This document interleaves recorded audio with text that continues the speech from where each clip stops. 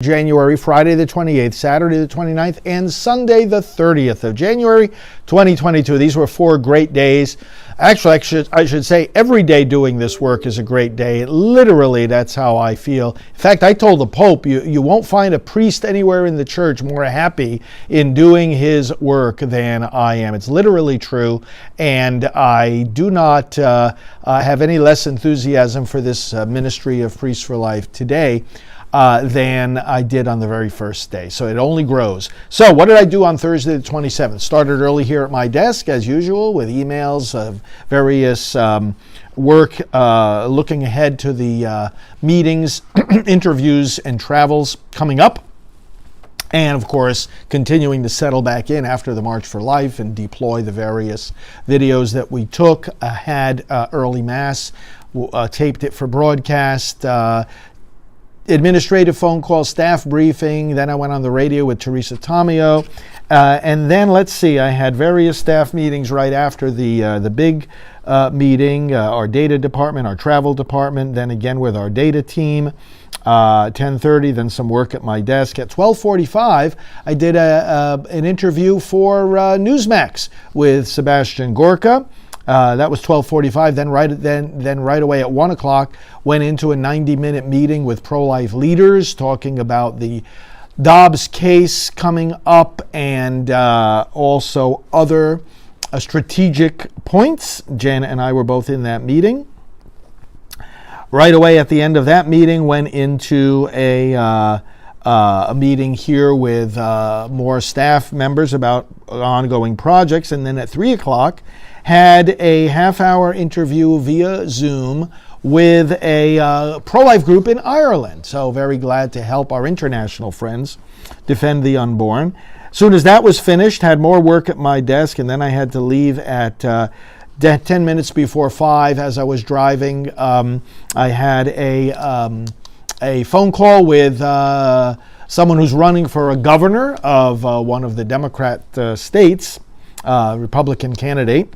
And then I went to the gun range to have a little bit more training on the gun that I purchased and am practicing on there at the range. You know, it's a common hobby in many states, including here in Florida, just like in other places.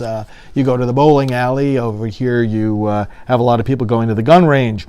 And so that was, and then after that, had dinner there on Merritt Island, and came back, did a little more work at my desk, had to do some planning for some upcoming trips and for the upcoming leaders meetings, and also for our Radio Maria programs. That finished out the day on Thursday. Friday, the 28th of January, up very, very early again, doing work at my desk. It said Mass and taped it for broadcast. Went for physical therapy for my shoulder.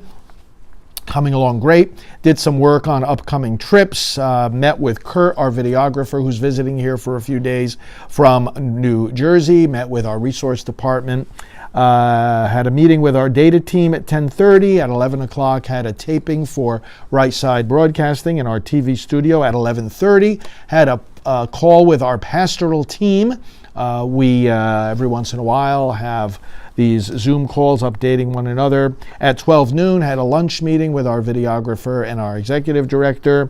Then more work at my desk. At 2 o'clock, had a meeting with our vice chairman, who's also down here for a few days from New Jersey. And we had to go over a whole lot of administrative things. That was a 2 o'clock meeting. At 3:30, I had a meeting with our political outreach associate. We're gearing up, of course, for the midterm elections, and our executive director was in on that meeting. That was at 3:30. Then an extensive meeting at 4 o'clock with our executive director, finance director, and technology officer about work. Looking ahead to the coming year, some key priorities for our headquarters here, improvements to our facility, things I had to approve and review and so forth. By the time that meeting was over, I was ready for a quick dinner and actually just relaxed a little bit after dinner and went to sleep early. That was Friday the 28th. Saturday the 29th and Sunday the 30th, I was not traveling, so I was able to do some quiet, very productive work here in my office. Let's look at each of those days. just a lot of desk work. There's a lot of preparation of homilies and talks and strategy meetings with leaders. Did live mass Saturday at 10. Worked on the February plan. You may remember me saying in past daily diaries that around this time of the month, I look at the following month and plan certain things in great detail as to which days they will be done, certain monthly recurring tasks or weekly recurring tasks. You look at the layout of that month in terms of when I have to travel, what other media that I have already planned, and so forth. So it takes several hours of work to do the monthly plan.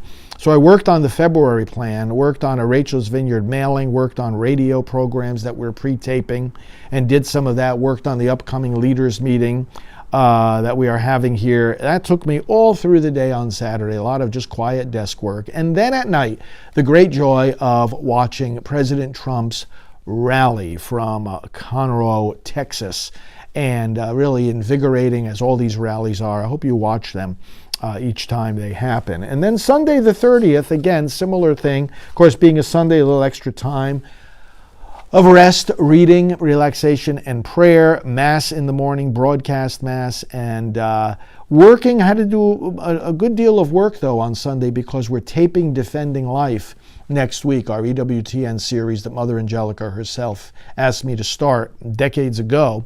It's still airing, and we are taping next week, so I had to prepare for each of the 5 episodes we'll be taping, prayers for each segment, questions and answers taken from our viewing audience and mapped out for our show, questions and answers I prepared, and then content for the 5 shows.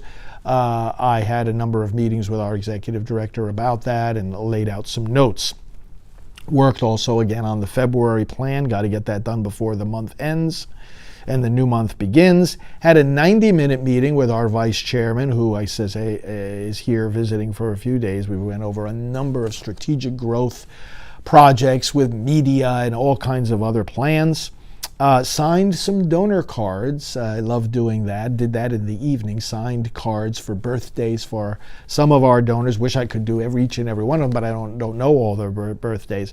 And then, of course, I did another monthly task, the note from the pastoral director for our email that goes out to all of our Rachel's Vineyard sites and also all our Silent No More regional coordinators. I put a note for each group each month because I am the pastoral director of both of those ministries. That brought me right up to bedtime on Sunday night, and I went right to bed. Those were my days, the 27th to 30th of January. Thanks for following these daily diaries. It's a way of accountability, transparency, and hopefully inspiration that we are using every minute, every ounce of energy to do what you support us to do, to really make progress in the pro-life effort, ending abortion, serving the unborn, and serving the kingdom of God.